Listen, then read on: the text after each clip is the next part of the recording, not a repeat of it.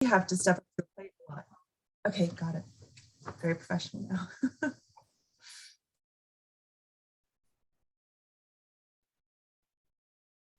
Hello, everybody, and welcome to the New York State Veterinary Conference, Day 3.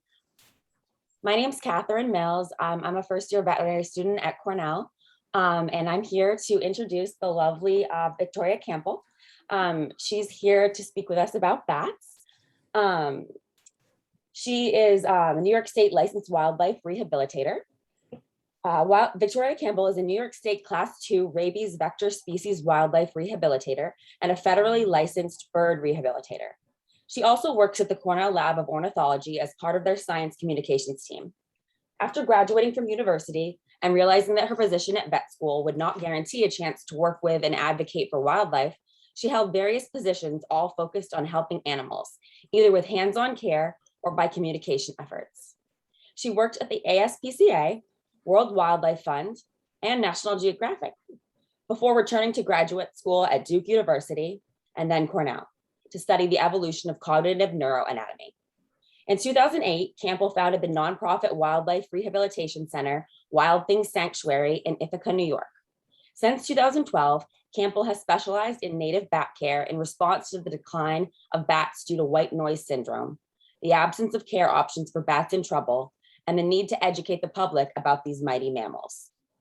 Wild Things Sanctuary is now one of the only facilities in the Northeast specializing in native bat rehabilitation. So I'm really excited to hear Victoria Campbell speak, and she is about to, I'm going to hand the reins over to her. Thank you so much, Catherine. And, you know, I really, as I was saying, I don't know how many of you were on before we started recording, but I'm so grateful to have been asked. So let me, in fact, I'll start my first slide. We can already start the fun. Really grateful to be asked to speak at the conference, just because there is so little known about bats, and in most cases it's just like bats are either healthy or they have rabies. You know, they're either can be let go or they need to be put down. Like there's just like really so little in between. And so I've been trying to fill that gap slowly but surely, and my hope is that by, you know, being able to talk with all of you, it will give everybody that empowerment to sort of know there are different options if a bat ever crosses your path or comes into care. So yesterday was sort of an introduction of just some basic principles. Today we're going to be talking about some more advanced situations. I know, like yesterday, I probably have far too much information, so I'm probably going to try to, if I go too fast, it's because I know that I have a lot that I want to share. So hopefully I'll finish in time for questions at the end. But if I don't, if you have any questions afterwards, feel free to get in touch with me. And you know, and again, I was also saying to Catherine before we started, and I don't know if all of you are on, I'm actually not a veterinarian. I did get into vet school, but I really wanted to do wildlife. And you know, gosh, like 25 plus years ago, they were like, yeah, you know, you might not, but there's really not a guarantee. And at that point I was like, no, that's really what I want to do. And so I actually instead went like the more academic route. And instead of finishing my PhD at Cornell, I actually left to open Wild Things Sanctuary after volunteering at the wildlife clinic at Cornell and being like the volunteer that would never leave. I just was like, yeah, this is what I think I need to do.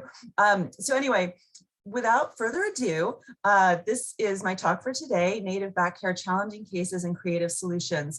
And, you know, because even though it's just about bats, I really, you know, put the idea of the creative solutions on there because I feel, and this is what I say to a lot of the vet students who volunteer with me, even though it's just about bats, it's a lot of the same principles that you can use for any species. And because they're bats and super strange, it really kind of almost forces you to stretch your imagination. Like, how can we help? What's the diagnosis? And I really feel like that will help you be better at doing any other animal that even might be more familiar. Okay. So this is the long plan for today. So we'll firstly go over what makes bats challenging. Inflammation I'm going to start with because it's like a overarching topic that can apply to all these different things. So that's going to be the start, a little bit on white nose syndrome, a lot on orthopedics, because that's probably going to be a common, you know, the most common thing that people see. And then metabolic bone disease, and you see just a few unusual cases, and then ending with a few things that are still sort of unknown, but I do see quite a bit of. And finally, like, you know, the nice little food for thought at the ending. And this photo is a little week old baby bat pup who had a broken humerus. So you see, it can be a very small work. And oh, also you should always wear gloves when handling bats. But let me tell you, when I'm doing work on something this tiny, if I wear gloves, I end up like getting sticky tape to the glove, to glue. I mean, just a nightmare. So I'm not wearing gloves, but I still play it safe. I'm vaccinated, all the rest of it. Okay. So what makes bats challenging? So first of all, there's very little information about vet care on bats. Going into PubMed and looking for broken bone myotis, which is the Latin name, there's like nothing comes up. So there's very little information. They go into torpor, and hibernation, which means their body's shut down and you're trying to get them to heal. So it's like that challenge of trying to keep them awake, keep them warm, and keeping that in mind when you're dealing with some cases.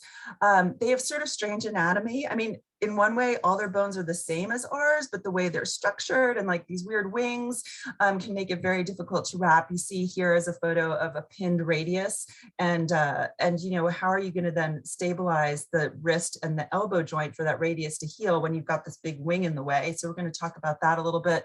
And finally, the fear and misinformation out there is that, you get these bat cases, and sometimes it really takes a lot of patience and smart questioning, really to figure out what's going on with this animal.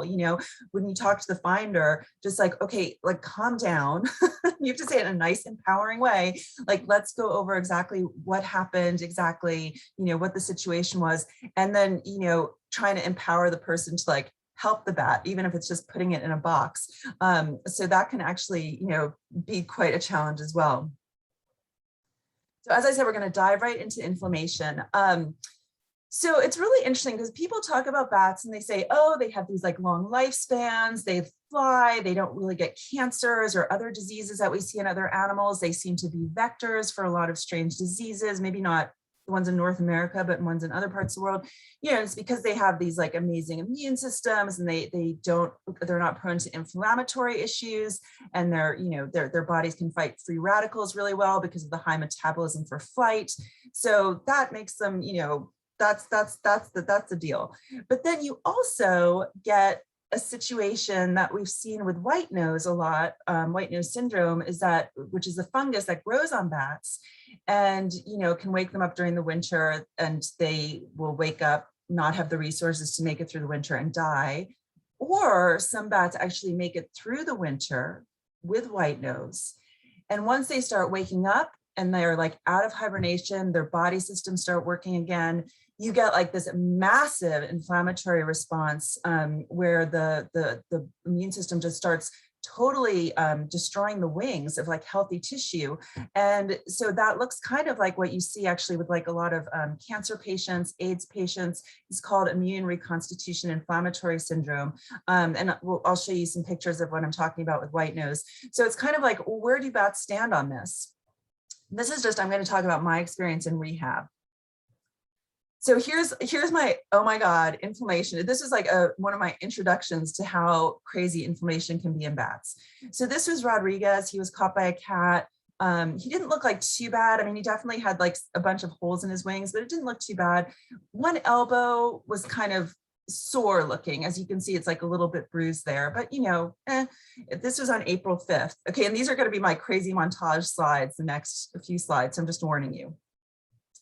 So this is basically like the story of his elbow in particular. So as you can see, like up in the corner here, so this is again when he came in. Then a few days later, like a lot of the wing membrane just started falling apart. You started to look at the really bad looking abrasion to that wing. And then basically by a few weeks later, this whole thing was massively inflamed. And here, so this is about 3 weeks after he came in, I'm just watching this thing get worse and worse. I don't know what's going on. And I'm like, okay, well, what happens if I went to the doctor with this situation? I'm like, okay, they'd probably put me on a course of steroids. And even though we're trained to never use steroids in wildlife, there is sometimes a use for them. And so basically I just did if they give me a dose pack, I'm like, okay, what would be an equivalent dose pack for a bat? And I basically worked out like the tapering down, you start high, you taper down over the course of about a week. And so I basically put him on that. And so this is like the flow of pictures here. And as soon as I put him on that, things just kind of stopped. They didn't necessarily like instantly get better, but they just stopped getting worse, which as far as I was concerned, that was good enough. And then as you can see, like slowly, this ugly ass thing, which I don't even know what it was. I mean, it was crazy. It just slowly got better. It took a lot of time. But again, you see when it came in, it was just looked like a little bruise. And, you know, he was treated with Baytril, Clavamox, Meloxicam, you know, so it's not like I didn't do anything, but for whatever reason, his body just went nuts. This is this same little guy from like a different viewpoint. Like when he came in, he didn't have anything wrong with his ear or any fur loss in the back of his neck, but you could see he like progressively started losing his fur. His ears started looking really like just like scabby and just lost all pigment. He started getting holes in his tail membrane, which again, there was no injuries there. And that I'll show you in the next slide. And basically, you know, again, it was like, what exactly happened? And then slowly, you know, we had the steroid course, which is these little stars. And then slowly, you know, by like 2 months after he came in, he was finally starting to look better. And again, this is from like the other side. Like again, when he came in, he had no injuries to the tail or to the swing. And you can see like he's getting like this whole hole here. This sort of black skin is basically a giant scab on his wing. And you see here, it just is like, I mean, so crazy, so ridiculous. I mean, at least you're seeing like some nice pink new skin forming, but you basically see, I mean, it was, again, there was no sign of any injury on his tail when he came in. And then slowly, we go down this crazy chart, you know, slowly here, you can see that membrane healing very nicely, you know, right there, it's pretty much closed. And then basically, again, about just 2 months late after he came in, it's like, there's almost no sign of it. And same with, you know, the side of his wing. So he was like a really great example of just, wow, like this is something I need to keep in mind. Like I had no idea this could happen. But now that I do, you know, instead of just if I get a cat caught bat and do a course of antibiotics, I usually will keep it for at least 3 weeks just to make sure that this doesn't happen. Even if it looks okay, I just want to like keep my eye on it because it's something good to know. I mean, it's, again, had no idea, nothing like this in like the literature. And I don't even know what causes it, but that's the thing. In rehab, we don't have all the resources as a veterinary hospital. So we kind of have to just kind of go by observation and try to learn from that, even if we don't have like all the causes 100% known. White nose syndrome, and again, I put this right after that because you see something very similar. But white nose syndrome, it's something, I don't know if you all have heard about it. It's a disease that a little fungus that came over from Europe, probably on like the boot of a hiker. And then they went to a cave in New York State and then dropped like a few white nose spores in this cave and it just completely took over. And so it's a cold loving fungus. It grows on the cave walls. Well, what roosts on cave walls are bats, and they use the bats as almost like the substrate to like grow along. And as you can see, it doesn't always affect their nose. Like this little guy, there's nothing on his nose, but it will, sometimes it goes on their nose, but it also goes on all their skin. So like on their wing skin, on their little tail skin, on their legs. And it basically just goes into the skin. And what happens is that bats will be bothered by it during hibernation. They'll wake up, they'll try to like groom themselves. And every time they wake up, they burn through resources. And then so basically maybe by January or February, they're like out of resources. They go flying out to try to find food and water and there's just nothing. So they end up dying. And, you know, these are basically all the death due to disturbed hibernation, the compromised wing membranes, because again, they get compromised during hibernation. So it means they get, will lose they'll get dehydrated much more quickly. The inflammation afterwards, which is the next slide, which I sort of mentioned before. And I also have a friend looking into it and she has found like a proliferation of yeast on the wings of white nose, but she hasn't published her research yet, but it's sort of another something to, you know, think about, but still up in the air. And so here's a little case of pipsqueak. He's a little brown bat. The smaller species are more affected by white nose because they roost in slightly warmer temperatures usually. It was funny, I was like on a bat count in a hibernacula cave in March. And as we were like leaving and I'm like getting undressed in like on the side of the road, this is like this tiny road in the middle of nowhere, just to make sure all my white nose clothes were like off and put in like a container for decontamination. You know, this member of the public, I mean, again, this is the middle of nowhere and they're like walking towards us and they're carrying a box. And I just thought, oh no. If you were done rehab, it's like as soon as you see somebody carrying a box, you're like that's just there's an animal in there. And sure enough, it was this little girl, they're like, oh, we found her like, just by her house because they lived really close by. And she was just she was at a ton of white nose. You can see a little bit in this picture. They're so squirmy, it's hard to take a good photo. And this again was March 10th. And by March 15th, it's sort of hard to see, but she started getting like this scabbing of the wings. And then you see a few weeks later, I mean, she actually, this whole part of her wing had gone. This finger bone had actually died. It was just awful. And then here, April 10th, it looked like she just had fingers, like she almost had no wing membrane left. It slowly healed. Her wings are still not 100%, but as you can see, I mean, that's where the broken finger is right there. So you see it like really came back together decently, but not 100% for flight. So, obviously in the wild, she wouldn't have lived probably past this point. But again, the ones that would make it through the winter, sometimes this happens to them.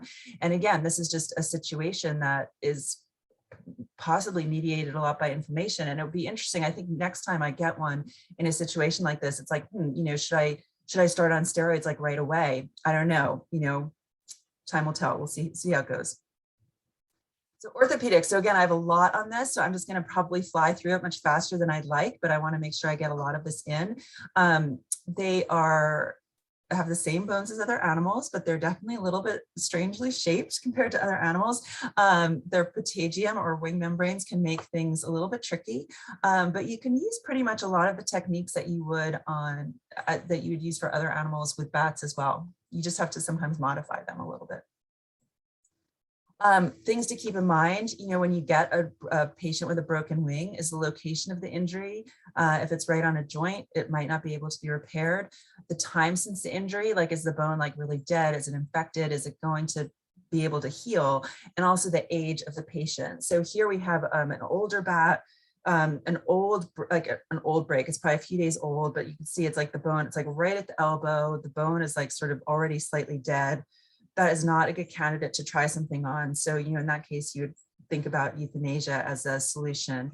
But for the young bats, and I really want to point this out because I was really upset to, every summer I feel like I get situations from other rehabilitators where they're like, oh, this baby has a broken wing. And I'm like, okay, here's what you can do. And then like the next thing I hear from them, we're like, oh, we just put it down. Like the vet just said, we should just put it down. But it's like babies are amazing because their bones are still like mush. So if you look at this little one is just like under 2 weeks probably. And you see all these white spaces are actually cartilage. So that's where bone hasn't even formed yet. And you even see some up here in like the radius. So even like this big bone, like that's still, and it's on this end as well, but you can't really see it. So that's still like bone that's just forming. So they're great at healing. And you see even here, this is about 4 to 6 weeks old, and there's still quite a bit of cartilage in those bones. So, that really makes young patients, even though they're small, and that can make it tough, they're really good candidates for healing. Oops. So here, this is a slide from yesterday as well with orthopedics and preparations, like be creative. I've got this box of all these crazy things, everything from like EKG squishy sticker things, because they're really mush, like they're really squishy. They can be really good, like padding, to like aluminum cans. I've got some drinking straws in here. Paper tape is obviously awesome. I mean, I've just like have this crazy box of weird stuff to make splints and bandages. And then this is like my little setup. If I go in to do a surgery, I just use isoflurane on a cotton ball, which is kind of terrifying, but it's all I have. In a hospital setting, you'd have probably proper anesthesia. And basically, I just make sure the bat's under, and then I got to make sure they stay under. If they start waking up, they just go back in the chamber. And then I have like all the instruments I need. I keep them in alcohol. I've got this like spritz of betadine, which I like spray all over everything, all the time. And then various bandages. Again, paper tape is indispensable with bats. Tissue glue. We've got any needles we might need for pinning. So I try to keep everything I need like right on hand. I try to make any bandages ahead of time, any splints ahead of time that I might, so I can just grab them while they're under anesthesia. I have a heating pad underneath to keep that animal warm while they're in surgery and make sure that they're well hydrated afterwards. So I give them some sub-Q fluids while they're waking up. Dealing with the patagium, again, like the wing membrane is going to get in the way. So here we have this little guy. This was a broken leg here, but you've got this. It's called the uropatagium is the tail, and the patagium is the wing. And so you've got this broken leg, and you're like, okay, how are you going to do that because you can't exactly wrap it up like you would like a dog or a cat. So what I did here, and my techniques have changed a little bit. This is an earlier method, but it worked, is I basically put 2 splints on either side of the wing on that ventral side. And then I put 1 splint on the top. And I basically sewed it into place and put a little tegaderm on top of it. And just like, again, stabilizing the joint above and below, so the ankle and the knee. And he looked completely ridiculous, but you know what? It healed. And so here's a picture once it healed really nicely, really straight. So, again, looked ridiculous, but it did work. This is a tiny leg. So this is a little pup who came in. You can see this broken leg right here. Again, their bones are so mushy that you can you don't have to make as aggressive a splint. And I basically just did, I cut a little piece of aluminum can for like, a splint on the ventral side. I taped it on there. I pulled her little toes straight. I put a little rolled up paper tape on either side. I think maybe like a tiny piece of wire was in that. I can't remember. On either side, make sure it was nice and aligned, and just like put a piece on top. And that's pretty much all she needed, again, because she was so little. She didn't even have teeth to chew it off. Then you get these cases with wings. So that was dealing with like the tail membranes. With the wings, you get, again, like, how can you wrap this? This is the broken radius here. And it's like, how are you going to stabilize that when you've got this whole wing in the way? And sadly for the patients, it's going to usually mean this whole ridiculous looking body wrap, which amazingly, they usually settle down into within like a day. But it's basically like, securing the broken wing on the one side and then like having this little backpack like structure to wrap around either side. And this is kind of nice because if they start getting chubby by eating too much while they're not exercising, you can just cut off these sides right here and just make them a little, put new ones on that are a little bit longer. So that's kind of nice. And I usually, again, use a lot of paper tape because it's really light. And then often what I'll do is then put like a piece of tegaderm like over the top of that, just to keep it like a little bit more waterproof and pulled together. For this hoary bat, weirdest injury, like her leading edge of the wing was fine, but she broke like all the fingers in between. It was very strange. Don't know how that happened, but as you can see, like these 2 breaks were pretty nicely aligned. This one was a total mishmash. It was really too small for me to think of pinning. So I was like, let me just tape everything together and hope for the best. And it actually did heal with a ridiculous looking callus, but it did heal. And so for her, all I had to do was pretty much just use that radius as a splint and wrap up the, wrap her fingers to a radius. Orthopedics, this is a baby wing. So this one was a newborn who came in. You could see like a really swollen area like right here. So I was like, okay, that's the elbow. It's like the elbow or the humerus. I'm not even sure because this thing is so tiny. You could see in proportion to my hand. Let me wait for a few days just to even try to figure it out, make sure it's stable, because so many newborns don't even make it for the first few days because so many issues with feeding and GI issues and stuff like that.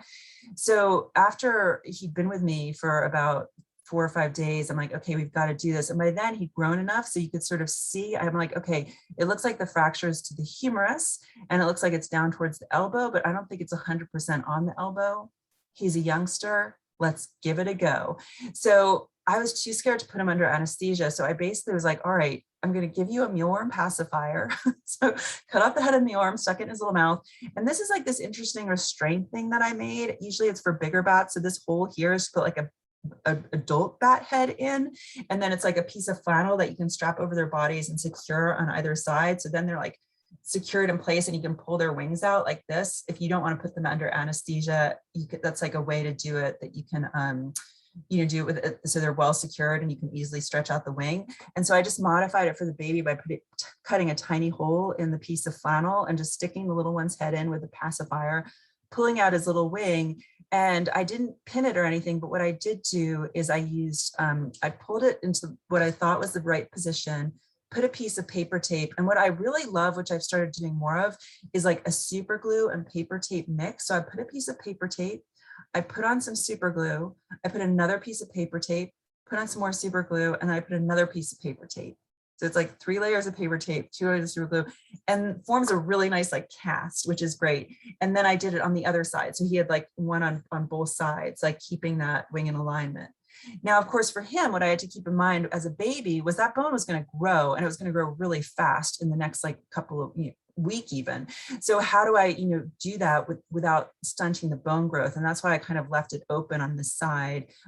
So it's like, even though with a humerus, you want to secure it as much as you can, I was like, I've got to make sure that I don't stunt those bones. So it's like, it could still grow pretty much at his shoulder and at his wrist. And you can see, just over the course of just like a few days. I mean, this is only like 5 days later, you can see like how much that bone has grown, because it's a big growth period during that first between weeks 2 and 3. So much so that even after like, 10 days, the bandage came off, and actually it was already pretty stable by that point. But again, I just kept him in like a small little container just so he didn't bash it up. But I was like, if I don't have to tape it again, that's good, because again, these bones are growing, I don't want to stunt them.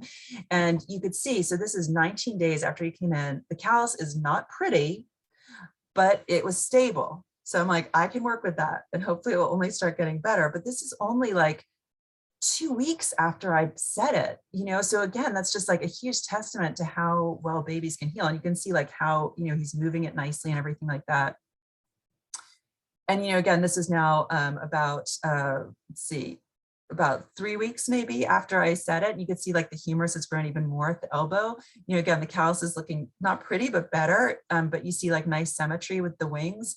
And, here again, like a few days later after that, like this really nice, like he's opening it, he's using it. He was a little fur challenged, because you see when you get animals that, when you get babies that are dealing with other issues, whether it's food, GI, stomach, sometimes they'll remain a little bit bald for longer, but that's okay. He's, as you can see, nice and fat and fluffy now. So this is like, his name is Pee-wee. And so this is Pee-wee when he came in with his little sore elbow. And this is him, a number of months later, like nice and chubby and fluffy. And, he's flies well and everything like that. So really happy story. So on to pinning. So pinning is one of these things, like, it's, you do it with other animals and you can do it with bats, but it's like in miniature. And so basically, I sort of line these up to show you. So this is pretty much the smallest surgical pin that I've ever found, is the 0.35 inches one. And then this, and sort of comparable to like a 21 gauge needle. But even that's really too big for me to use. So I actually use a 27 gauge needle and like a 1.5 inch needle. So this is the one I usually use. Sometimes if I'm doing like a normal grade entry, like through the elbow, I'll use a slightly bigger gauge. So this is a 25 gauge, like make the hole in the bone, because the 27 one is actually pretty bendy, like to push through bone. So I'll do that, and then I'll insert the 27 gauge one. And this is basically like, this is one that has been in a radius that I have removed. This is one that's been in a humerus that I have removed. And, again, a bead is at the top skirt, which I'll show you that in a minute. That was for like a retrograde pin. And you see here again with the retrograde pin, what I do is once this pin goes through the bone, like and this is sticking outside of the skin, and takes serious dexterity. I'll use these tiny little like jewelry making pliers. So while it's in the bat, and like twist it around, put a bead on or something to secure it, so it then won't like slide back in the bone or come right out. So that's sort of like little points here. I'll show you an example in a minute. And then obviously I would then cut that off, sterilize everything, and put it in the other part of the bone. Sounds so creepy. Hey, Victoria. Oh, yeah. Sorry, it's just a halfway warning. And we also have a question. Do you have time to take a question right now, or I think so, yeah. Have to wait till the end? No, it's I think I can take a question, yeah. Okay, they're quick. You want to ask two quick questions. One, with small animals, and birds, we worry about them eating their bandages. Do we have to be concerned about that with bats? Like, do you ever did you say eating? Yeah, like chewing on them.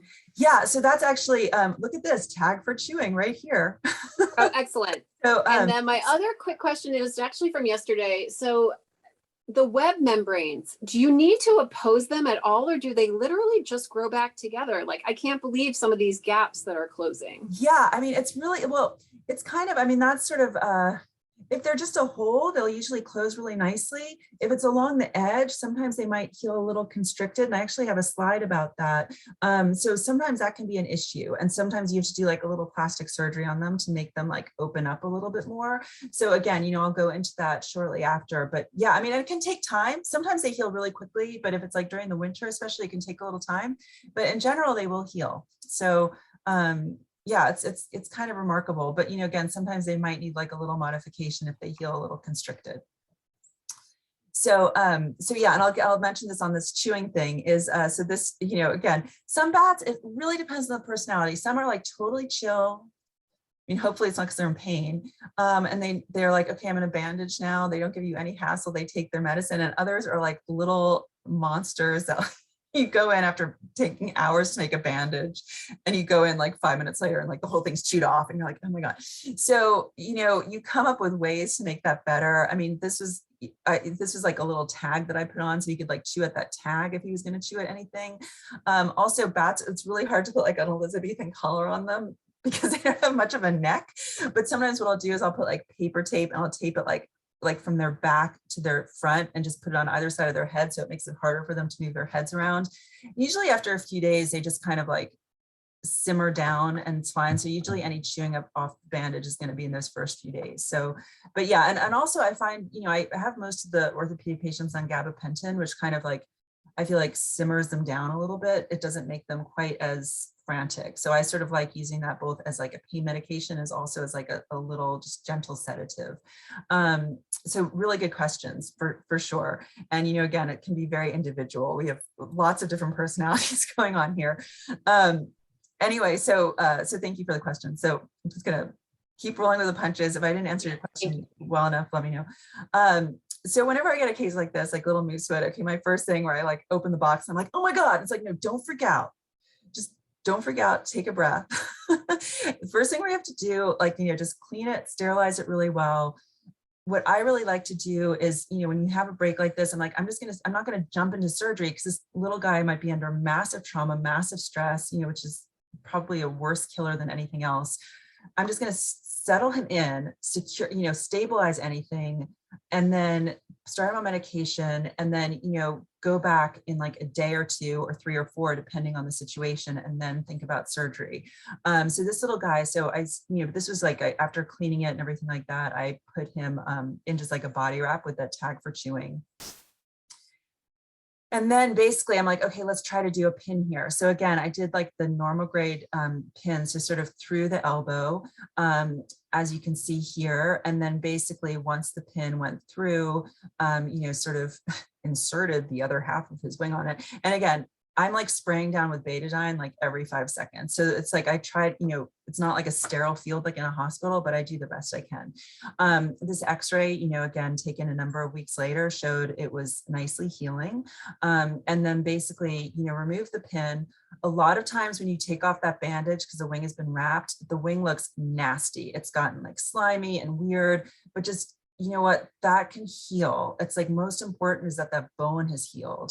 And, sure enough, like within weeks, with some topical treatments, some betadine, SSD, honey, all the rest of it, that slowly, starts looking really good.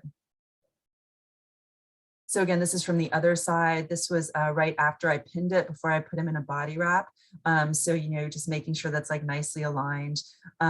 This is after taking off the bandage. Again, the patagium looks really slimy and yucky, but, a few weeks later, that looks nice. The fracture site looks good, nice and straight. So, so yay for moosewood.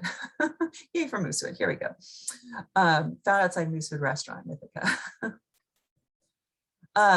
This is a case actually that I have at the moment, pinning of a young bat. She came in, she was about 3 weeks old, pretty small still. This was a fracture. It's an ugly fracture. It's basically like right at the elbow, exposed bone that was dead. And if it was an adult, it would be like, obviously, we have to euthanize. But I'm like, you know what? She's young. I think I can feel enough humerus there and like that, like at the elbow, like I'm going to give this a go. Because again, thinking about those x-rays, that bone still has a lot of growing and healing to do. So let's use that healing and see if we can get this to heal. And basically this is just like an overview. So we see here, like, this is what it looked like when she came in just a few months ago. This is what it's looking now. So again, you see this sort of callus like right there, but it's healed, it's stable. She was actually jumping around her cage and flapping around last night, which is really nice. And then this is the photos of her surgery. So with her, I did a retrograde pin. This is how the surgery started. Again, sprayed down with betadine, everything. Removed that dead part of bone. So sort of cut open the skin and pulled it back to like get to the fresh bone, took off the dead bone, put that pin through that 27 gauge needle, secured it with a little bead, like bent the little piece of wire to get that bead on top. Made sure that pin was then through that distal part of the humerus. This is, I really like Batril otic or OTI, or however like your veterinarians are supposed to say it, which is like, I think for ears, for dogs, but it's actually great. It's like a mixture of Batril and SSD almost. That's how I always think of it. I really love it for these kinds of things where I'm going to wrap it and I'm not going to be able to see it. I feel like it's just really nice on a lot of levels. It's like gentle for the skin. It's really good. So even after I like clean it, betadine it, everything, I'll put sometimes like a drop of that. And I think on her, I put like a little piece of honey bandage on top of that. And then I did like the whole paper tape super glue thing. Because it was a humerus, because it was distal, I didn't want to close the wing because I felt like the tendons could really pull that bit of humerus out of position. So I set it, I'm like, how do people set human bones? They have like, your arm is like this if it's a broken humerus. So let me do that for a bat. So I basically, as you can see, I set it like open in sort of a natural type position, even though it looks ridiculous, poor little thing. But I set it like this, and she looked ridiculous, but here she is now. So then this is an X-ray, so you can see like, again, like this crazy looking callus that's healing, but it's healing. And thanks to Bridget Berry, who is in our audience today, who is always helping me with X-rays, various veterinary offices around Ithaca, where I'm like snuck in during lunch hour. This was the pin, once I took it out. This is her, like, after her bandage was removed, but her pin is still in the humerus. So you can see like the little bead, like right there on her shoulder. And again, it was removed, and this is how she looks now. So it's really looking good. I mean, maybe that humerus is going to be a little bit shorter, but not hugely. And she's using it really well. I mean, we're doing like gentle range of motion and physical therapy. I just moved her into a bigger cage now so she can really move around. And again, it was cool. She was like flying from one end to the other last night. And, I still don't want to put her outside where she could like crash land and re-hurt it. But I think for next year, she's going to be all set to go into the flight cage. So I'm really excited about that. Pinning legs. So this is another thing, like, again, it's weird, but you can do it. So this was Precious. She came in with this horrific cat injury, and her case was tough because the tear was so bad, and it was like open along her body. It was like, okay, like this is what I need to deal with first. So her guts don't spill out, So once that kind of started healing on the side of her body, I was like, her leg is moving really strangely. Took her in for an X-ray, and this was the X-ray. I mean, ugly, really ugly break. And I was like, oh my gosh. And that's where, credit to the veterinarian who's worked with me, because they were like, just pin it. I was like, what do you mean? Like, I can't just pin that. And she's like, you can do it. And so it was a little scary. I'd never done this before, but again, I just, on the ventral side, I opened the skin, did a retrograde pin, which I stuck up through the hip, pinned the distal part of the femur, put her in this special little, again, paper tape and super glue bandage with like this little half wrap. And then this is her a few weeks later, like flying with her. She still had a little basic bandage on her leg, but she was had healed really, really nicely. And again, Daphne, this is another leg pin. This sort of is some better photos, better or gross. You see here, she had a fracture here. This is like one end of the femur, and this is the other end. So you see those two ends, did that retrograde pin. So this is what it looks like on the dorsal side with the little bead sticking out. This is what it looks like on the ventral side once it's been pinned. Taped her up. She also had a broken tibia, poor little thing. And that I wasn't going to attempt to pin. It was just going to be too much, but I did put like a splint and just kind of, tried to, with like part of a piece of wire and then a little piece on either side, just pushing the bone in alignment. And so this is what it looked like on X-ray. And then basically once it healed, you can see she gained quite a lot of weight. You can see that little like different waistline from the 2 x-rays, but you can also see, I mean, there's definitely like, some calluses going on here. This was, a number of weeks after I took off her bandage, but you can see everything has healed pretty well, and she's been using it really well. So that was really, really great that I was, really happy that she healed, and she's an adult, but she still healed really nicely from that. Orthopedics, same but small scale. So I talked about this case a bit yesterday. This was a case that came in. It turned out he had a broken jaw after I watched him eating and was like, what's going on with your jaw? It's all over the place. I found this little break in the middle of his mandible. He could possibly have had another break at some point in his jaw, because his jaw was all over the place. But I'm like, well, this is what I can fix. We'll do our best. Using some, like, instead of the giant wire that you'd use in a dog or cat, I just use a small little suture, sewed it in place. Again, very small work. Very thankful for all my sewing abilities, and just basically secured it, tied a little knot under his chin. I think I looped it through twice, and then basically had him on, and this I played it right after surgery. I gave him like a nice little, kept him on soft food. And even just right after surgery, he was like diving well, maybe not diving, but he's a little groggy still, but really happy to eat. And then you see here a few weeks later, he was like eating by himself. By that point, I'd added some like sort of chunks of mealworms to the food so he could slowly get onto solid food. And like, here a couple months after the initial surgery, like, clean plate club. So he'd eaten all of his mealworms, which was great. Again, I made a mix of carnivore care and blended mealworms, or freeze-dried mealworms crushed up and put it in there. He was on Bachel and he was on meloxicam. And orthopedics, I mean, basically to close, I'm saying there's a lot to learn still. You've got some cases like this little guy, you can see that his broken leg, like the bones look totally out of place.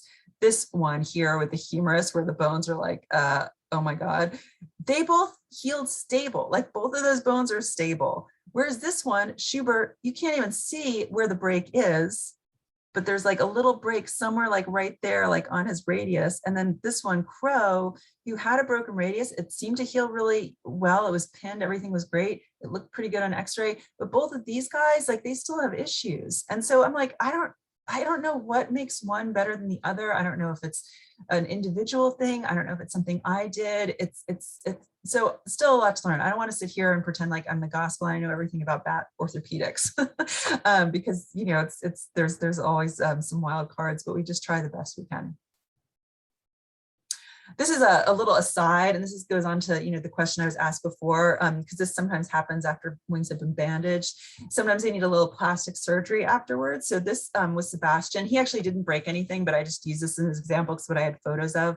Sometimes their wings will heal a little constricted, like if their wings are irritated after being in the bandage, or if they have like a bad wing tear or something like that. And when they heal, like as you see, his wings healed here and they're like bent, because what happens when that membrane heals tighter, it like pulls like the fingers closer together. And what I'll do here, again, this is like the plastic surgery part of my practice. I'll do like a bunch of like little tiny cuts along the trailing edge. Sometimes I'll even do a few like in the main membrane. And then I'll just basically, keep it like every day, like do betadine, do maybe like a little SSD cream, like make sure it's stretched out. And you see when it heals, you see like this is where the little cuts were, but then it's like more open. So they can open it that little further. And I've definitely had bats where it's like, I couldn't figure out why they weren't flying well. And then I realized it's because they had a few fingers that were just pulled in that little bit. So, again, this is sometimes they need that little extra help to get in the air. And this takes, this can take like, this took like a month to heal. So, it takes a little time, but whatever, it worked. Okay, next. And now I'm probably going to fly through a bunch of things because I know I don't have a ton of time. Metabolic bone disease. So this now is going into some like the different kinds of cases. The segue, because it's still bone related. These are basically pups that were not fed the correct diet, who came to me looking like this, who were just crying. It was awful. They were in so much distress. I mean, and if this is what their wings look like, I'm like, God knows what else is going on with you. And basically, you see here, the 5th of August, 6 weeks old. This is just from being on a good diet doing some topical work with his wings, like, just again, putting some dilute betadine on it, some like SSG, some honey, just for any soothing issues. And you see it slowly starting to heal. And basically this is what it looks like now. So, or a number of months later. So still like a little bent here and there, like you see like that little bend right there. But pretty good. And this is little Dilo, he's flying like, okay, like he's not 100%, but he's flying pretty well. Like I have hope for him that, maybe one day he will be able to fly well. And this side you can see looks pretty well. Pretty good. And he came in with this little girl, Roxy. And, this is a case where the other rehabber, it was like, she's just like a bitch. She's just yelling at everything. And when I saw her, I'm like, I think her jaw might be broken. Like, I mean, she's probably in so much pain. So, again, with little Roxy, I just, did pretty much the same thing as Dilo, like just a good diet. It's amazing, like how much they can heal. And she's her wings, actually, her finger bones look really good, but she still has this little bend in her radius. And both of these pups I had on Loxicam as well, just like a tiny little bit, because I'm sure it was really painful for them, but a lot of it was like topical stuff and just a good diet. But you will see this, usually you only see this in babies, obviously, because it happens when they're growing. Pup birth problems. So as opposed to childbirth. So these are things you don't often see a lot, but it's something to be aware of. Like whenever I have a pregnant bat in rehab, I just like keep a special eye on them because you just never know. Usually it's fine, but sometimes things can go a little bit wonky. So in this case, this female gave birth to this little pup and there was a lot of blood. And I was like, that's you don't usually see that. So it was like, okay, let's keep an eye on the situation. And what I kept seeing is like this little pup would like try to be with mom. He'd try to go under her to nurse. And then basically I would find him crying and away from his mother. And I kept on picking him up and looking at his milk line because you can see what milk is in their stomach. And there was like be a little bit, but not very much. And finally on day 3, I was like, okay, I think I need to take over. So this is where I took over. And then this was him a number of weeks later. So nice and fluffy. And this is what I asked, like, would something like oxytocin help? Would like a difficult delivery, like what kind of drugs could help with kind of delivery issues? And I don't know if that's what this was, but, I would love to know more about how reproductive stuff is handled in other animals, because it might help in situations like this. And this is a case, this is sort of gross and really was so traumatic for me, let alone for the bat family. So this was a female, was pregnant. She had one baby. And that was like in the night. In the morning, when I came down, she had the one baby. And then she was like on the ground of the cage, really out of it. And I'm like, what's going on? When I picked her up, I realized there was like a little wing sticking out of her. So you can see this is a close-up. So it was like basically the elbow and this part of the wing, and the rest of the pup was still inside of her. And meanwhile, the other baby that was like alive, clinging onto her, crying. And I was like, oh my God, I don't even know how to handle this. And so, now I don't know if I would have just cut off the wing and tried to force the pup out. I don't know what I would do, but I basically tried to put her under anesthesia and to try to get the baby out, and I just was like, I don't know how to do like a C-section, but I'm just going to just go very carefully. And she basically was on death's door and pretty much passed away under anesthesia almost right away. And the baby, when I got him out, he was dead. So it was really sad, really traumatic. But I did have this one like little baby that survived. She actually had milk from her mother, which you see like milk in her tummy, that's her umbilical cord, which means she probably got enough colostrum, and she actually did really, really well, and she was able to be released. And so that was like the happy story at the end of it. But, again, I would love to know how to be better prepared for this, but I don't have a solution for it, but just to like let you know that it is something that you can see that can happen. And that was awful. Then I had to like go to work and like, get dressed for work and go to work and be like productive, like person at work. And meanwhile, I'm sitting here like, oh my God. Okay. Welcome to my world. Unusual cases, punctured lung. This guy came in. I was like, oh my gosh, you look like a powder puff. And this was all air. He'd been caught by a cat. This was all air. So I think, again, it must have been a punctured lung. I don't know for sure, but I'm pretty sure that's what it would look like. And I just had to keep deflating him, using a sterile syringe, just basically like, cleaning a little area, like inserting like a big gauge sterile syringe and like squeezing him out. And then you squeezed him out and you see like, he just was so skinny underneath, and he had pretty bad cat injuries, and he healed just fine. After the first few days, he stopped swelling up with air, and he was on meloxicam antibiotics. And again, for the injuries here, there were some topicals, and amazingly, this uropatagium tail tear healed really nicely. I think I have a picture of him somewhere, somewhere in the slideshow. Unusual cases, scalping. Okay, so this was a recent case from last year. Again, we have the don't freak out bit of advice at first. So this patient arrived, apparently the SPC, a guy from the SPC had picked her up when he arrived on scene. This woman was like screaming like, there's a rabid bat. I think she made a sign that said like rabid bat and like was like, I need my shots. And the health department was like, you don't need shots, simmer down. And the SPCA guy was like, whatever. And we took the bat and we left. It's like there's poor little thing. It was not rabid. It was more likely she was probably hit by a car or something. She was found by the side of the road. So when she arrived, I just saw this. I'm like, okay, let's euthanize. Like she was so appalling looking. This was after I cleaned her little head off, but she was like the whole thing was caked with blood. But after when I'm looking at her and she's just like looking at me, I'm like, okay, let's give you a little water. And she like drank the water. One of her eyes, like I couldn't see because it was all covered. I'm like, and she's like, okay, hey, thanks for the water. That's great. I'm like, all right, well, she seems like her disposition's pretty good. Like, let's clean up her head and see what's going on. So I cleaned up the head. There was no skin. I mean, it was all basically pulled back or gone. And I very carefully, again, she was so good. She just sat there for me in my hand and like using like tissue glue and a tiny pair of forceps. It was like, again, bat plastic surgery. I just like slowly, like a little bit at a time, like pulled the skin back into place. I'm sure I gave her like, I did give her like a little bit of a facelift because there probably wasn't quite enough skin. I was really worried she was going to have like this, like, this like look of an aging supermodel basically. But she didn't. So that was good. So I just slowly pulled up the pieces of her head. This is the same day. She instantly was like, great, now I can eat. I'm like, all right, well, never mind that you appear to be missing an eye and have half your head missing. If you want to eat, that's great. Put a piece of paper tape over it just to keep it secure. And she, ate her dinner and then basically went fast asleep. So again, I just like cleaned really well, flushed really well, a lot of betadine, made sure she had plenty of fluids, Baytril, meloxicam, gabapentin, and topicals as needed. And this is pretty much how she healed. So this was, yes, the day I just showed you. A number of days later, after the paper tape came off, just like a giant head scab. Scab is slowly healing. This was kind of cool because I just put one of these like honey bandages. I just like stuck it on top of that. And within 2 days, I felt like it looked a lot better. So I do really love honey and I do try to use it whenever I can.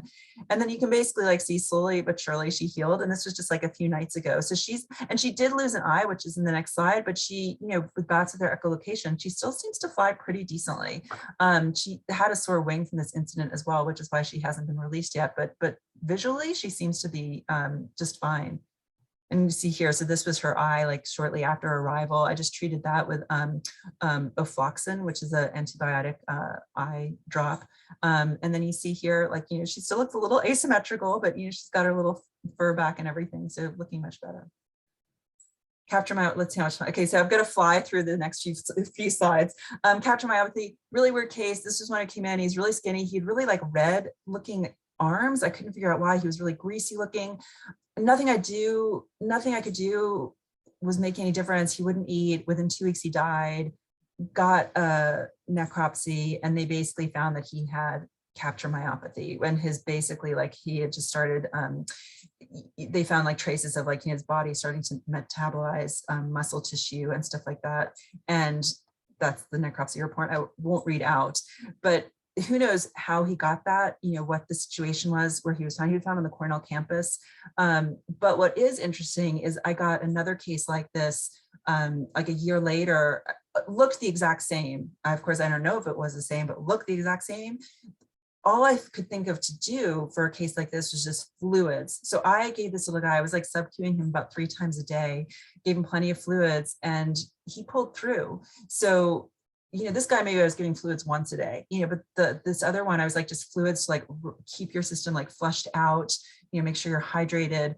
And so, again, learning as I go. I mean, I wish I had all the answers to give you. A lot of this is just stuff I've learned as I've gone along.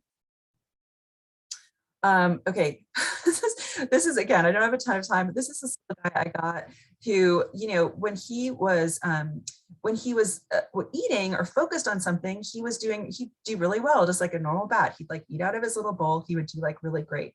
But when I started like putting him in like the flight cage, he basically was very like stargazing, like looking all around, like it's really strange, like out of, just like very shaky. He flew like a moth. Like, I'm like, what is going on with this little guy?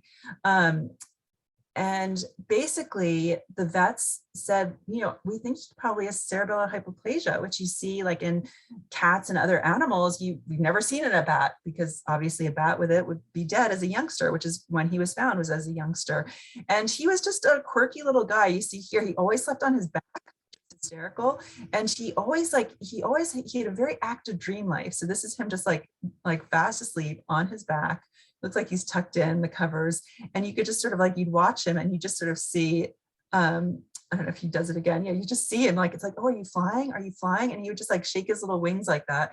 And, I had him for a number of years. Eventually he passed away. He had a short life. So I don't know if it was tied to that, but again, interesting, strange case to be on. First I was wondering if it could be rabies, but nope, it was totally healthy. It was just a little bit strange. Oops. Unknown etiology. This slimy wing thing that I see, I don't know what it's caused by, but I see it. And so I'm going to show you a few pictures. This is a beautiful silver bat who came in, on the silver solstice. She came in December 21st. She looked beautiful. Was really happy with her like foliage, fake foliage in her cage. And then suddenly in May, when I'm getting ready to release her whole wing, I was like, what the heck is going on? It just started getting slimy, like losing pigment, just getting really ugly looking, again, just treated with betadine with SSD. I believe I had her on meloxicam as well. I also like dewormed her just in case like that could be the cause. That didn't seem to make any difference. Eventually it healed pretty nicely. Like you see, again, it looks like nice and flexible and color. It still had a little healing to go. And so it ended up healing, but I don't know what causes this. And I see it again and again. This, you sometimes see this normal kind of depigmentation, like if they're kept inside for a long period, but their wings are still fine. But this, where it starts getting scabby and depigmented and slimy, I don't know what's going on with that, but I know it's something to be aware of. And again, betadine, dilute betadine and SSD really does wonders, but you have to do it twice a day, and it can take, a number of weeks for it to get better. Again, this is another wing situation where, this is a female. She arrived at the end of baby season with her wings just like in scabs. Like this was one wing, this was the other. I'm like, I don't know what happened to you, but it's like it's inflamed. It was like scabby. It was very weird. It almost looked like an inflammatory, like white nose thing. She was quite pale looking. I wasn't sure, but, I was like, all right, well, it's August. You're probably gonna have to stay the winter with me anyway. Let's just go one step at a time with you. Gave her, the various different medications here. But by December, her wing was still looking, if anything, it was looking worse. She was like losing fur. Her skin was looking like more transparent. It was like tearing. It was just, here you see transparent on like the tail. Her skin was looking like more pink, more pale. I was like, I don't know what's going on with you. Like, I think I even sent in a wing swab to diagnostics and like they couldn't find anything. So I was trying everything, vitamins, antiparasitics, like nothing could help. So guess what I did? I turned to Google and basically, I just put in like pale skin, vet, transparent, like, I don't know what I'm looking for. And these were like all the different things that I could come up that I found. And I was like, okay, I don't have the diagnostics to test for like kidney disease or hypothyroidism, but the one thing that I was like, okay, and I tried like stress. I try like, okay, to keep her simmer down for stress. I try as much as I could. I like try these things, but this is one thing, like anemia. Like, I don't even know if like people see this with dogs or cats, but I was like, okay, well, it says here, I think this is like for humans, like, you can get pale skin if you are slightly anemic. So I'm like, all right, I know this like nice kind of like gentle iron supplement that I've taken in the past. I was like, all right, I'll give her a few drops of that. I have nothing to lose. I don't know what else to do for her. And you know what? Within like 6 weeks, she was looking really good. I just would give her like a couple drops every night.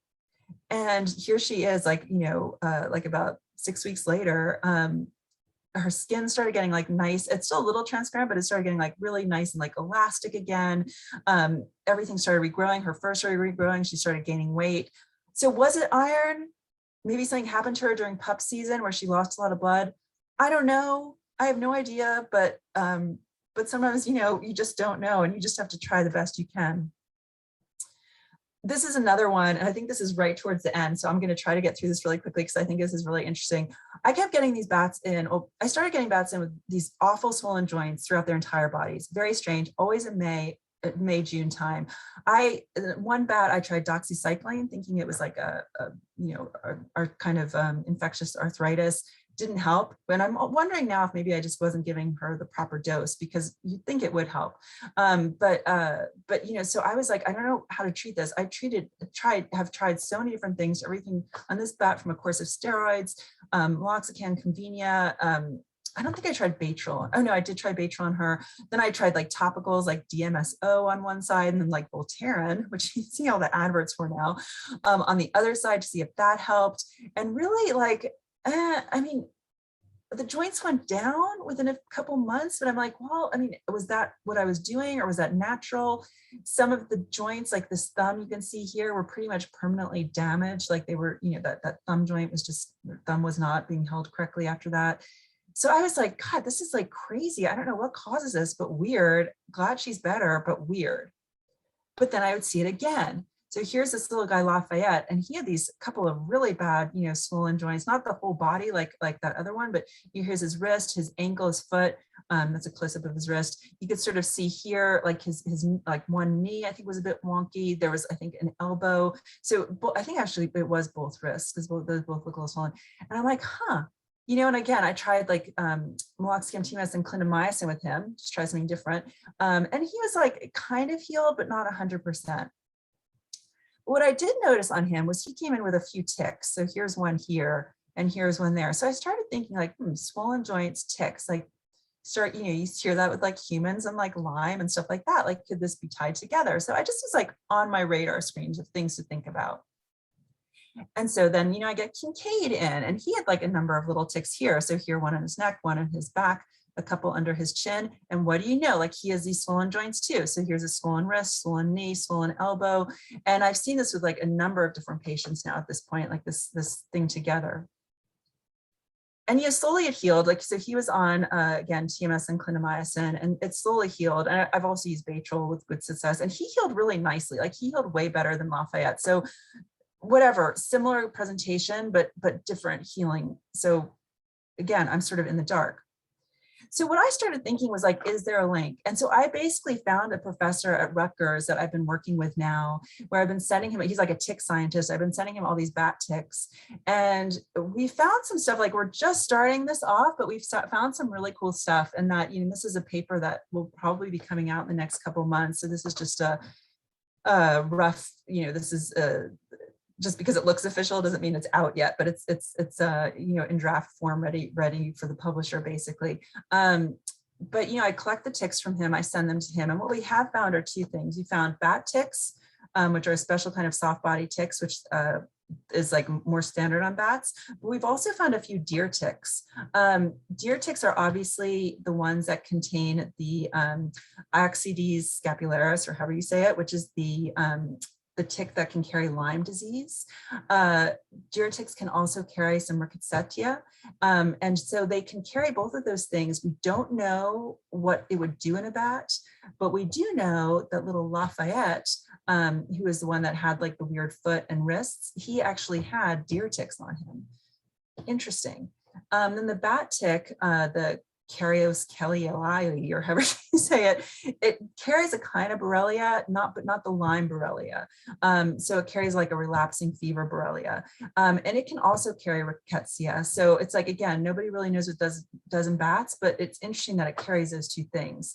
And so far, we've been looking through this investigation, and we've seen that some of my bat friend has had a few of her swollen joint bats necropsied, and they have found mycoplasma infection in those joints. And we do know that Lyme can cause mycoplasma infection in joints in people. But again, this is all just like, we're just putting everything on the table, like nothing's pulled together for sure yet. But we do know that, a lot of these bat ticks, the ticks that have come from bats that we've analyzed, have had both the non-Lyme Borrelia, and some had rickettsia. So we know that they've had those. And so basically what we're learning now is like, is there a link between these pathologies? And Lafayette, again, his ticks were deer ticks, but we don't know results are still pending whether or not they were carrying anything. Kincaid had these bat ticks and one was positive for rickettsia. So again, were his swollen joints from rickettsia? Who knows? This is all still, but it's just very interesting. So stay tuned. We're waiting to see like if this could be tied together. We also sometimes see it in rehab. I won't even go into this. So maybe the joints are just vulnerable point. Remember, time heals a lot. This is just at the very end. Marathon, she came in 2013, had this bad but not terrible injury, but would never fly until she made a friend. She made a really good friend, 2016. They were both, she was pregnant, they had a baby. She was like the auntie. She flew perfectly. They were all released. And she almost just needed like that friendship to help her, like her on her final step of healing. And then finally, food for thought. What I really like to find is tissue scaffolding. You get injuries like this, and that's way too big a tear to bridge, but I would love it. It's like, how can we like get that to grow or something to like make skin grow across there? Because she would be perfect, except for that's just way too big a missing part of a wing to fly. And then finally, I've been developing this physical therapy flying sling. So I feel like this would be like the last step in my orthopedic program would be developing a way where once they're healed, like their bones are healed, they can actually flap without worrying about crashing to the ground. But they can actually flap, use their own muscle power instead of me stretching and pulling at them, and just basically put them in like the physical therapy flying sling for like, you know, I don't know, 10 minutes a day, just to give them that exercise to build up that muscle, which they really need after they heal. So everybody laughs at me, but I really feel like if I can get this right, it'll be great. Of course, you have to deal with the patagium again. So I'm using these like tiny magnets to close it on either side of their wing. Stay tuned on that. Oops. And so again, so that's the end. Again, I think I went over again. I'm so sorry, but a special shout out and thanks to Bridget Berry, Brian Collins, and Len Donato, the wonderful vets who helped me. And thank you all for listening and hanging in there to the end of all of this. Oh, that was great. Thank you so much. And I think we only went over by a couple minutes. Hopefully, well, if other I'm people so sorry. might It's have just other so fun to sessions. share everything with everybody. Yeah, I was just going to ask if anybody had any other questions for Victoria. That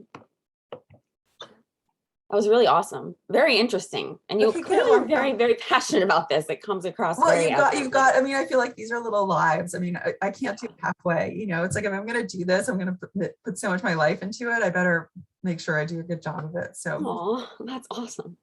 I wish that everyone had that type of passion about what they were doing. Well, there's some days that I'm definitely not as upbeat. Yeah. Very fun talking to all of you, and thank you so much. And you know, again, please get in touch if anybody has any questions. And I don't have all the answers, but you know, I have dealt with a lot of cases, so I'm happy to sort of brainstorm and think up anything that I can.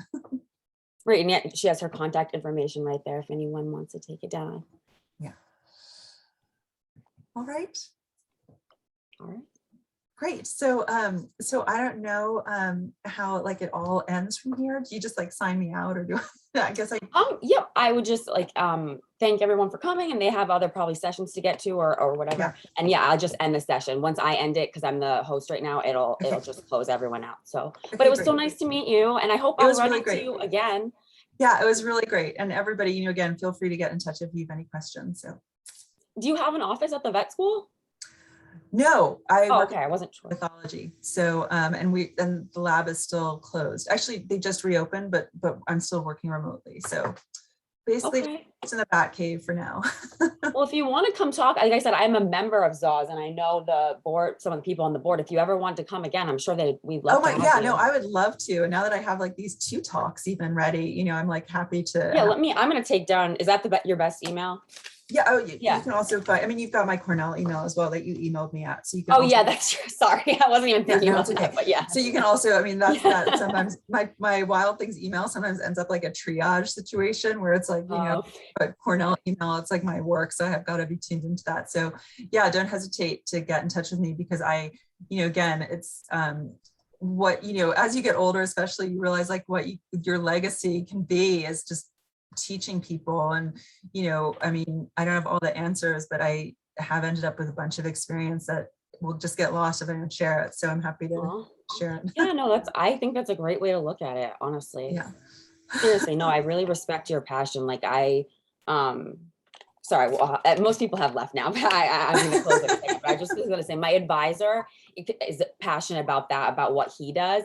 And I just find it, I've had conversations with him. It's like, so, It makes I a don't know, big difference. motivating to like find, Yeah. to talk to someone that really like, cause that's what, like, I feel like if you don't really quickly, I was in dental school before this to be a dentist. So I did Oh, 2 years in dental school at Penn, and I hated it like every day. Yeah. There's a million reasons why, I won't go into it, but long story short, I like ended up leaving, like dropping out, like I Yeah. guess, like, and taking some time to work and then coming back and going to veterinary school. And that's what I'm doing Yeah. now. Because I'm so passionate about helping animals. For me, it's a lot more about dogs, but like, but all animals, seriously. Yeah, no, and it's like, again, it's interesting because again, sometimes stuff you learn from one animal, you can apply to another, or you might actually, that knowledge might be like stored in your memory bank. And then you see the animal that you're working with, you're like, wait, there was that case of that other strange species, So it's like the information will never go bad. I think, it's always Yeah. useful knowing it, but that's great. And like, congratulations to you for sort of knowing when to walk away and knowing like how to Thanks. It was redirect your hard, but I mean, I who's appreciate you your saying that, but I advisor? just wanted you to say that I definitely, because you talked about your path and how, and like, I'm like, I can relate somewhat, Yeah. but like, and I Yeah. think you have to find, if you want to like love your work, you have to find, and I respect that you like made those choices. Like, it's hard to get into vet school. There's not many people that would say no to it.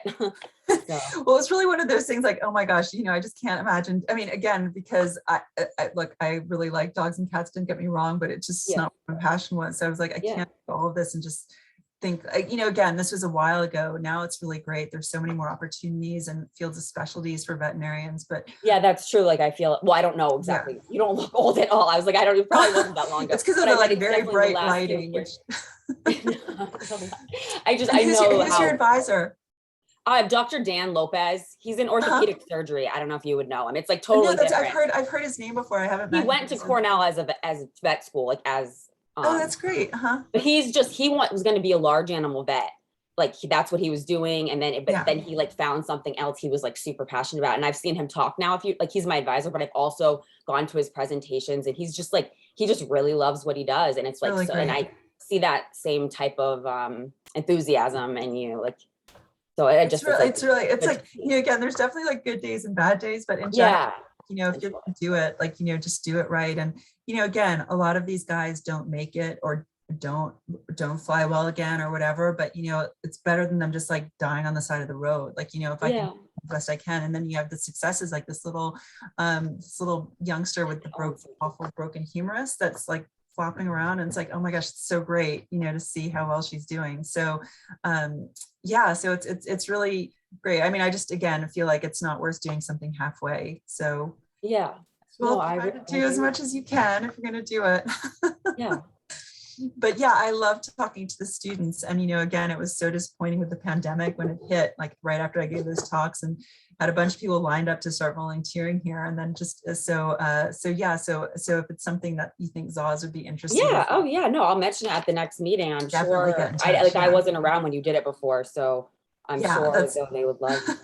That's like right up like everyone's alley, like, or like those people are like similar. Sorry, not those people. I just meant like some of them are so passionate about wildlife. It's not for everybody. And a lot of people are like, oh my God. It's not like I don't care. It's just I don't have that like spark like about it specifically. Right. But I mean, a lot of people, when they find out it's just bats, are like, oh, okay. And then I never hear from them again. I'm like, that's fine, but they're, again, it's not like, a ton of different animals, but there's so many different interesting cases that even if it's the small little strange species, you actually can like learn a lot about. And if you wanted to do something like wildlife veterinary medicine, like I feel like I didn't know that Cornell didn't treat bats. I feel like that's something you would encounter definitely like almost anywhere working as a wildlife veterinarian. So they don't treat any like rabies vector species. So in New York State, that's raccoons, skunks, and bats. So that's why, like, oh, that's right. They did say they don't see raccoons because of that. So when I was doing other kinds of animals, like I used to do in Maine, though, they will see raccoons. That's where I'm from. Sorry. Okay. So it's different in different states. So I was doing things like bunnies and squirrels and everything, like hawks, I would bring them to Cornell, they'd fix them up, I'd take them back to rehab them.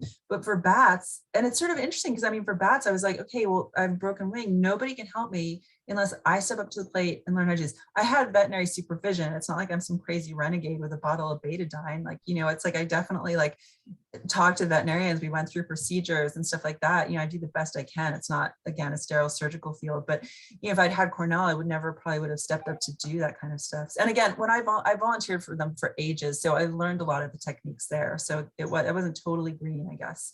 And I should have mentioned as well, like a lot of the vets that don't make it, like if they have a broken wing, I'll practice pinning and stuff on them. So I can try to perfect some of those techniques, which sort of creepy, but you know, it's what it takes to learn sometimes. So anyway.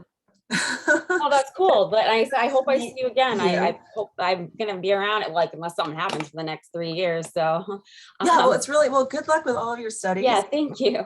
To see you again. And you know, Thank again, you. those left on the call, thank you so much for Yeah, and yeah, there's a few people, most people have left, but yeah, we should probably get going. But yeah, no, thank you. I wasn't right. like, I really did enjoy your session. Oh, good. Well, good, Catherine. Thank you so much. Yeah.